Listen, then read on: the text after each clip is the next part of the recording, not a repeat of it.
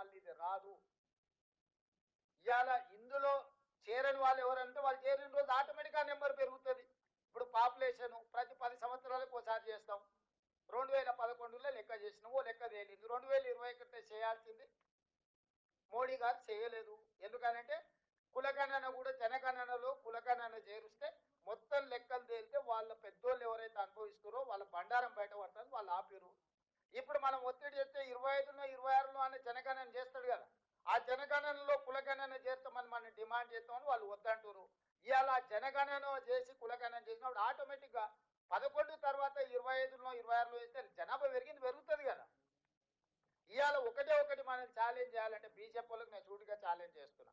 మీరు జనగణనలో కులగణన చేయండి, అప్పుడు నా లెక్క తప్పు ఒప్పు మీకే పక్కగా తెలుసు.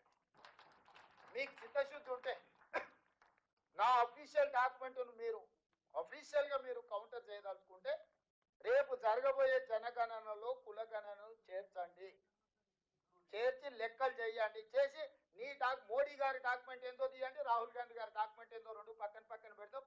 ఎవరు లెక్క తప్పు ఎవరు లెక్క ఒప్పు. నువ్వు లెక్క చేయకుండానే లెక్క పెట్టకుండానే నా లెక్కను తప్పు అంటున్నావు. ఎట్లా దీని సహేతుకత ఏముంది? తప్పనేటోడి తప్పుడు మాటలకు. అందుకే ఈ సమావేశంలో మీ అందరి అనుమతితోటి ఒకటి రాబోయే కేంద్ర ప్రభుత్వం చేపట్టబోయే జనగణనలో కులగణనను చేర్చాల్సిందే, ఇది తీర్మానము. సేమ్ తీర్మానం మన అసెంబ్లీలో చేసినాం, మీ అందరి ఆమోదంతో ఇది.